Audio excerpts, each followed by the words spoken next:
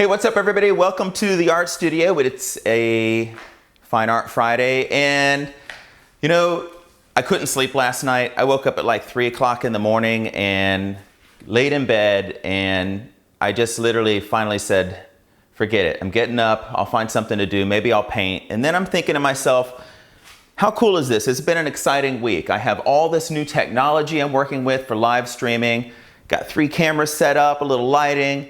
And I figured, you know what, let me just start painting. I'll bore you guys to death. I'll talk painting, a couple other things too, but welcome to the art studio. So this used to be at one time a garage that we built, and then we had a pool kind of put out back, and I decided to take half the garage and kind of turn it into a pool house, which then turned into a little painting studio and / office. So that's kind of what's going on here. But I spend a lot of time here, to say the least. This is my private space and where I'm working all the time. So doing a little painting this morning, and I don't know where it's going, but I'm gonna continue on my mission here. So let me tell you a little bit about the paint that I use, because it's kind of an interesting spin. I'm using tube paint for sure.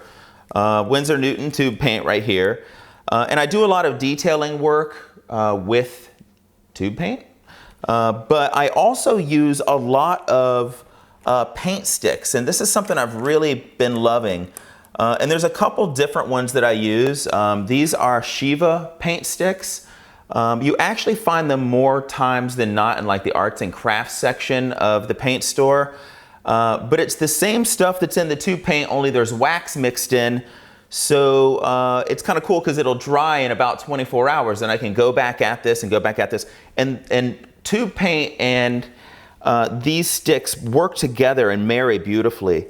The other thing that I use, let's see, are these, well, that's not a good one to show you. Here's one.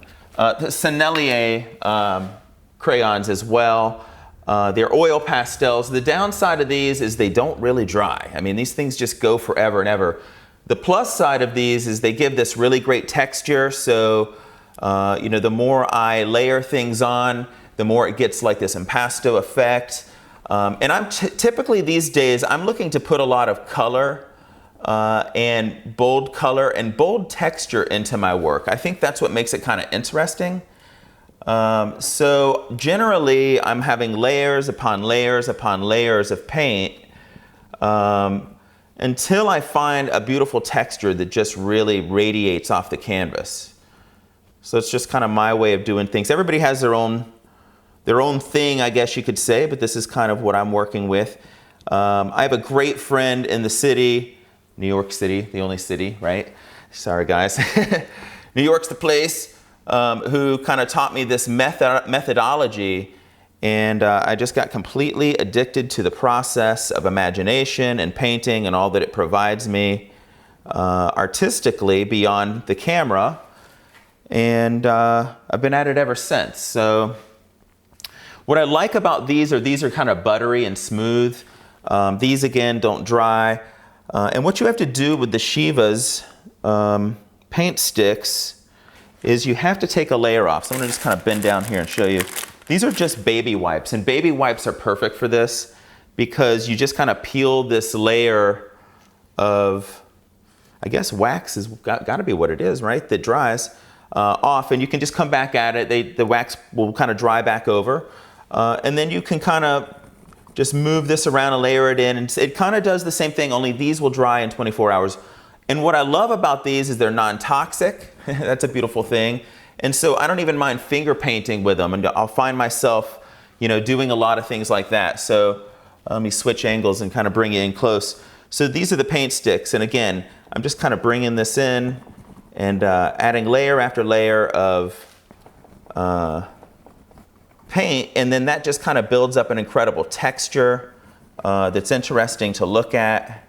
And sometimes the texture will guide me too. So it's not just that I am adding layers. The texture will kind of guide me in a direction and help me find my way through the painting and figure out what it is that I'm doing or what it is that I'm painting. So let's see, my phone shut off here, but I kind of want to be in here. So, you know, I'm kind of part artist, part entrepreneur, I guess you could say. So I believe that art and entrepreneurship, even commercialism, can live together in a really unique way. And I guess that's because I've been an entrepreneur as a photographer my entire career. And so I try to find ways that I can marry kind of the painting, the photography, and art together and create new products. So just to kind of give you an idea of what I mean. So, you know, I've owned fine art printing labs throughout my life, and digital printing labs, color labs, that type of thing. And so I know a lot about fine art printing. And so, you know, we started doing some tests and printing on fabrics with some of the paintings. And we started sewing the fabrics into some creative fashions, which is kind of cool. One of the first paintings I ever really finished is right back here. I call it The Dream. And it's kind of cool because it's just this really bizarre painting with lots of different faces, lots of different things. And you can actually turn it sideways, get a completely different story, turn it upside down, get a completely different story. And so I always loved this painting because it's bold and colorful, but it's also kind of expressionist. And I think with my work, a lot of times what's unique about it is it's not just relying on me to be the creative. I'm relying on the audience to have their own imagination and to dream up what it is they're seeing. And so I think that's the difference between art that is kind of blatant when you see it and you're like, I know what this is, and art that forces you to be the Imagineer. And if you think about that when you walk into art galleries or museums about art that you're confused about, maybe it's up to you to be the creative one to figure out what you're seeing. With that said, check this out. So, upside down.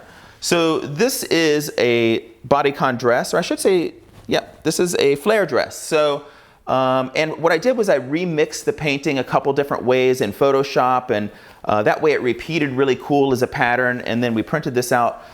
These fit incredibly well. I would put it on myself, but I don't think that would be too user-friendly. And then we have leggings as well. And our leggings are really cool because they're just a step up from kind of the tired black legging, which is just kind of basic and boring. And it allows you to kind of have hot pants, something really bold and beautiful. And because of that, these work really incredible. They're compression pants, so they fit really well. The fabric's really well made. They're made to last. They're opaque. And I guess what I should say about that is that this is kind of cool because you can put on a pair of high heels when you leave the gym, dress it up, even go out on the town, or you can do yoga practice or anything else in it too. And it's just kind of a step up. Athleisure is a big word right now. I've been saying it's kind of like glam leisure because it's a little bit more luxurious, fashionable, and edgy.